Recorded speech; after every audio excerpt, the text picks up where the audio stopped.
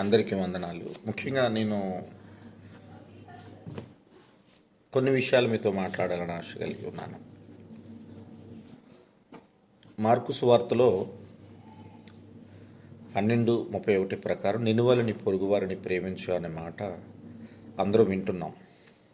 అలాగే ఎఫెసీయులు 4:6లో దేవుడు అందరిలో ఉన్నాడన్నాడు. అంటే ప్రతి ఒక్కరిలో కూడా దేవుడు ఉన్నాడు.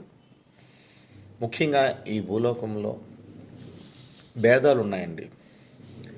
వాడు పేదవాడు, ఆయన గొప్పవాడు అనే భేదాలు ఉన్నాయి. చాలామంది గొప్పవారుగా ఉన్నవారు పేదవారితో స్నేహం చేయాలన్నా, వారితో ముందుకు వెళ్ళాలన్నా, వారితో గడపాలన్నా అసహించుకుంటారు. పేదవాడికి స్నేహితులు ఉండరండి. నాకు తెలిసిన మట్టుగా అనాథలుగా ఉన్న పేదవారు, ఏమీ లేని వారికి స్నేహితులు ఉండరు. వారి బంధువులు కూడా వారిని దూరపరుస్తారు. అయితే నేను ఒక మాట మీకు చదవాలనుకుంటున్నాను. దయచేసి ఇప్పుడు వరద బాధితులు ఎంతోమంది ఉన్నారు.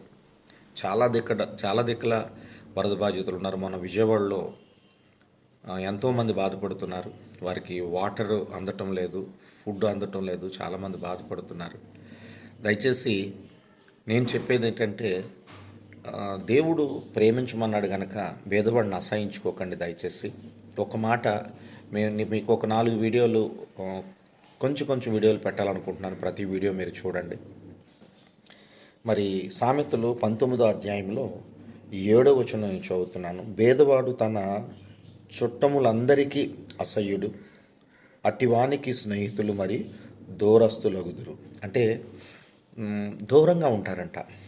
అటు వారికి స్నేహితులు దూరం అయిపోతారు. మరి బంధువులు కూడా వారిని దూరపు అసహించుకుంటారని ఈ మాట మనం చూడగలుగుతున్నాం. దయచేసి దేవుని ప్రేమతో ఆలోచించండి.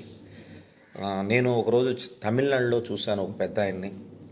ఆయన కోటీశ్వరుడు, కానీ ఎందుకు ప్లాట్ఫామ్ మీద అడుక్కుంటున్నాడో నాకు తెలియదు, కానీ ఆయన స్థితి అలా మారిపోయింది. ఒక అతన్ని నేను చూశాను. ఈరోజు నీవు డబ్బు ఉందని గర్వపడుతున్నావేమో సహోదరి, సహోదరుడా. ఒకరోజు దేవుడు ఒకవేళ నిన్ను ఆ యొక్క డబ్బు తీసేసి ఆ ప్లాట్ఫామ్ మీద పరిస్థితిగా నీకు తీసుకొస్తే, ఆ రోజు నిన్ను ఎవరు పట్టించుకోకపోతే నువ్వెంత బాధపడతావు ఒకసారి ఆలోచించు.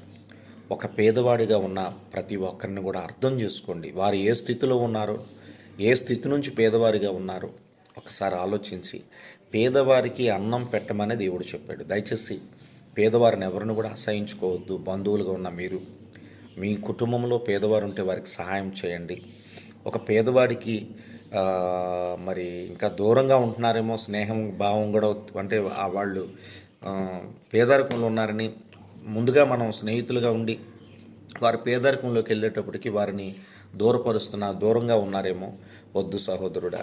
దయచేసి మీరు వెళ్ళి ఓదార్పు అయిన మాటలు వారికి చెప్పి, మంచి మాటలు చెప్పి, నువ్వు ధైర్యంగా ఉండి భయపడొద్దు, దేవుడు ఉన్నాడని చెప్తే వాళ్ళు ఎంతో సంతోషంగా ఉంటారు. మీరే దూరపరిస్తే వాళ్ళు ఎవరికి చెప్పాలి చెప్పండి. బంధువులు ఒక పక్క, స్నేహితులు కూడా దూరం అయిపోతుంటే వారు ఎవరికి చెప్పాలి? కానీ ఎవరికి చెప్పకపోయినా, ఎవరు వినకపోయినా దేవుడైతే వింటున్నాడండి. ఖచ్చితంగా వింటున్నాడు వారి మొర. దయచేసి వారికి ఎవరికి కూడా దూరం అవ్వకండి. వారికి సహాయం చేయండి. వరద బాధితుల్లో ఎంతోమంది ఉన్నారు, పేదవారిగా ఉన్నారు. వారికి కూడా సహాయం చేయండి. God bless you all. Praise the lord.